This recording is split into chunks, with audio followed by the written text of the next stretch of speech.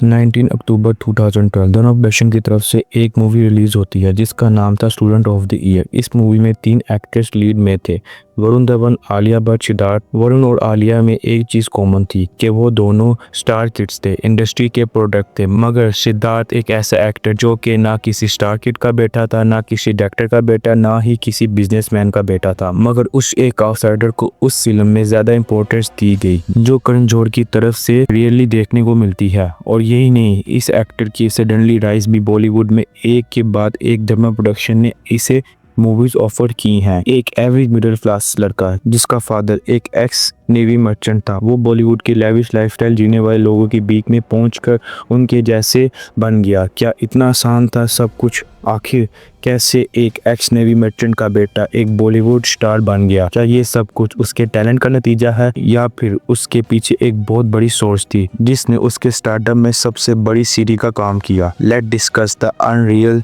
Rise of Siddharth Malhotra. Siddharth का जन्म 16 जनवरी 1965 को न्यू दिल्ली में हुआ था। उनकी फैमिली काफी सपोर्टिव थी, हमेशा से उनकी एजुकेशन और करियर में उनका साथ दिया। सिद्धार्थ ने अपनी स्कूलिंग डॉन बॉस्को स्कूल और नेवी चिल्ड्रन स्कूल से की। स्कूलिंग के दिनों में उनका इंटरेस्ट एक्टिंग और स्पोर्ट्स में था। वक्त के साथ साथ उनका ध्यान मॉडलिंग और फिल्म इंडस्ट्री की तरफ बढ़ गया। उन्होंने अपने कॉलेज की पढ़ाई दिल्ली से की थी, लेकिन उनका मेन इंटरेस्ट हमेशा से एंटरटेनमेंट इंडस्ट्री में रहा था। कॉलेज खत्म करने के बाद सिद्धार्थ मुंबई अपनी किस्मत आजमाने चले गए। पहले उनका मेन मोटिव मॉडल बनना था, जो कि वो बन भी गए थे। सिद्धार्थ स्टार्टिंग से ही गुड लुकिंग और टॉल थे, जिसने उनकी मॉडलिंग करियर में ज्यादा हेल्प की। मॉडलिंग और एड्स के परफेक्ट कॉम्बिनेशन सिद्धार्थ के करियर में फाइनेंशियली काफी हेल्पफुल रहा है, क्योंकि एक तरफ मॉडलिंग में बड़े बड़े डिजाइनर्स के लिए अच्छे खासे शोज कर रहे थे सिद्धार्थ, और वहीं दूसरी तरफ एड्स में काम करके वहां से भी काफी अच्छी खासी अर्निंग हो रही थी उनकी। मगर कुछ ही टाइम में सिद्धार्थ अपनी मॉडलिंग करियर से बोर हो गए और काफ़ी ज़्यादा डिससेटिस्फाई थे।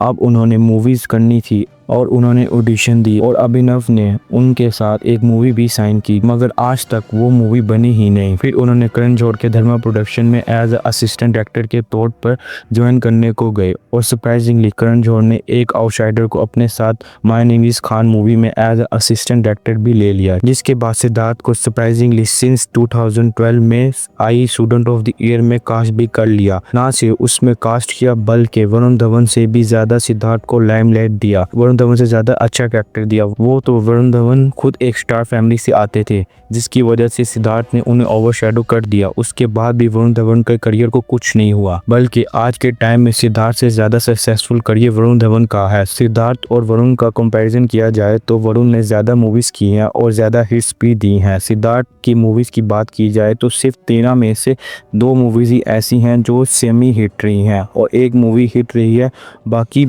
बची सारी मूवीज फ्लॉप रही हैं। और एक मूवी हिट रही है और बाकी बची हुई सारी मूवीज फ्लॉप रही हैं। और इनमें से काफ़ी मूवीज धर्मा प्रोडक्शन के साथ की हैं जो कि ज़्यादातर फ्लॉप ही रही हैं। ऐसे में ज़्यादातर माइंड में सवाल आता है कि एक ऐसा फ्लॉप एक्टर जो बार बार इतनी ज़्यादा फ्लॉप दे रहा है, धर्मा प्रोडक्शन क्यों उसे मूवीज ऑफर कर रहा है? फेमस जर्नलिस्ट सिमी ने एक इंटरव्यू में ये बताया कि सिद्धार्थ और करण जौहर रिलेशनशिप में थे।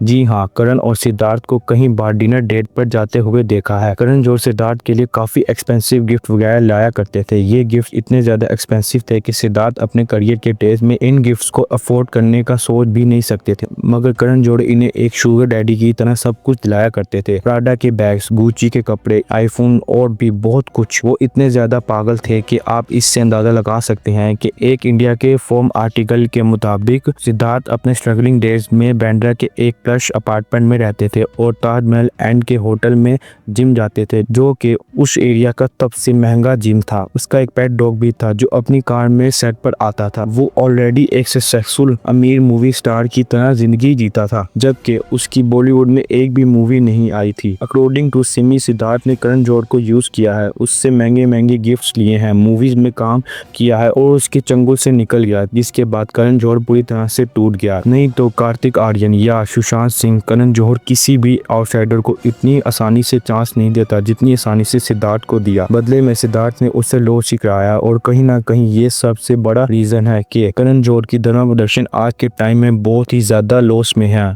जिसकी वजह से उन्हें अपने 50% शेयर बेचने पड़े हैं, सिर्फ और सिर्फ अपनी पसंदीदा लोगों को काम देने की वजह से। जो इनके साथ रिलेशनशिप में नहीं आया उसे लात मार देना या फिर उसके साथ डर्टी पॉलिटिकल खेलना, चाहे वो कार्तिक आर्यन हो या फिर सुशांत सिंह राजपूत या फिर प्रियंका चोपड़ा ही क्यों ना हो, करण ने सबकी लाइफ के साथ खिलवाड़ किया है। कोई इस पॉलिटिकल को झेल पाया, कोई नहीं झेल पाया। एक ने दुनिया छोड़ दी और एक ने देश ही छोड़ दिया। कार्तिक ने समझदारी दिखाते हुए करण और उसके लफड़े के बारे में ज्यादा बातें नहीं की, जिसकी वजह से उसने करण के ईगो को हर्ट नहीं किया और वो आज भी इंडस्ट्री में बने हुए हैं। वरना करण की जैसी आदत है तो कार्तिक का सामान कब तक इंडस्ट्री से पैक हो जाना था। खैर, इतनी ज़्यादा फ्लॉप देने के बाद फाइनली एक मूवी आती है जिसका नाम शेरशाह होता है और ये मूवी भी दंगल प्रोडक्शन के अंडर बनी होती है, मगर ये OTT पर रिलीज होती है। लेकिन इस मूवी को लोगों ने पसंद किया और यहीं से सिद्धार्थ और कियारा के रिलेशनशिप की खबरें बाहर आने लग गई और रूमर्स इतने ज़्यादा बढ़ गए कि मीडिया ने सिर्फ और सिर्फ इनकी डेटिंग तक के नहीं बल्कि इनकी शादी तक की न्यूज़ छापने लग गए। और फिर हुआ भी यही। 7 फरवरी 2023 के दिन कियारा और सिद्धार्थ ने शादी कर ली। ये शादी काफ़ी ज़्यादा ब्यूटीफुल थी। जिसने भी इस शादी की फ़ोटोज़ और वीडियोज़ देखी सबका यही कहना था कि ये शादी फेरी टेल से कम नहीं लग रही। मगर अब जो मैं बताने जा रहा हूँ वो बात काफ़ी ज़्यादा शॉकिंग हो सकती है। कई लोगों के लिए मैंने सिद्धार्थ और करण के गे रिलेशनशिप के बारे में तो बताया, मगर अब जो मैं बताने जा रहा हूँ वो बात काफ़ी शॉकिंग हो सकती है। मैंने आप लोगों को सिद्धार्थ और करण के गे रिलेशनशिप के बारे में बताया, मगर इस वीडियो के बनाने के दौरान मुझे कुछ ऐसी पोस्ट मिली जो काफ़ी ज़्यादा शॉकिंग थी।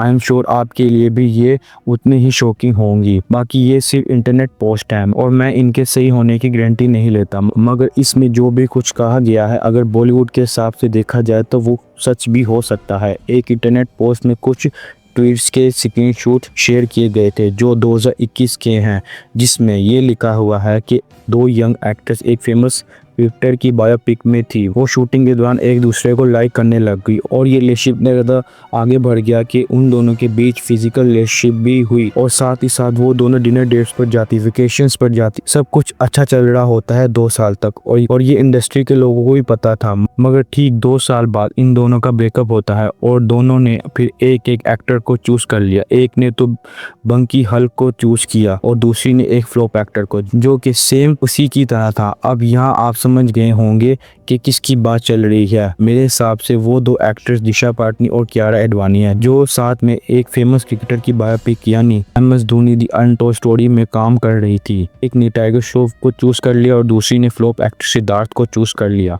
मगर मुझे नहीं पता ये पोस्ट कितनी सच है, मगर इस पोस्ट में जो भी लिखा हुआ है आखिरकार वही हुआ है। और टाइगर रिलेशनशिप में थे ये सबको पता है। और कियारा ने तो शादी ही कर ली। सिद्धार्थ जो पहले जौहर के साथ रिलेशनशिप में थे अब कियारा के साथ है ना। कहीं इस पोस्ट में सेंस तो बन रही है। बात है दिशा पाटनी की हरकतें आप इस टाइम मौनी रॉय के साथ देख सकते हैं और समझदार के लिए इशारा ही काफी है। आखिर इस वीडियो से एक चीज तो समझ आ गई होगी, जौहर का जिस पर भी हाथ हो, रेगुलर होकर भी अच्छे एक्टर से ज्यादा अच्छी लाइफ जी सकता है और जिसकी करण जौहर के साथ नहीं बनती वो चाहे जितना मर्जी बड़ा एक्टर हो, MS धोनी या छिछोरे जैसी सुपरहिट ही क्यों ना दे दी हो, उसे प्रोड्यूसर्स मूवी ऑफर ही नहीं करते। कहीं ना कहीं ये डाउनफॉल जो इस टाइम दंगल प्रोडक्शन फेस कर रहा है वो डिजर्व करता है।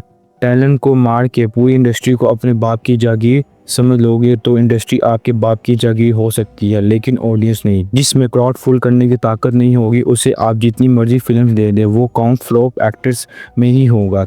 तो यही थी the reality of behind the unreal rise of Siddharth Malhotra in Bollywood. मिलते हैं एक और नई वीडियो में। अगर चैनल पर नए हैं तो चैनल को सब्सक्राइब कर लें, वीडियो पसंद आए तो वीडियो को लाइक और दोस्त से शेयर जरूर कीजिएगा। मिलता हूँ मैं आपसे एक और नई वीडियो में। Okay, good bye.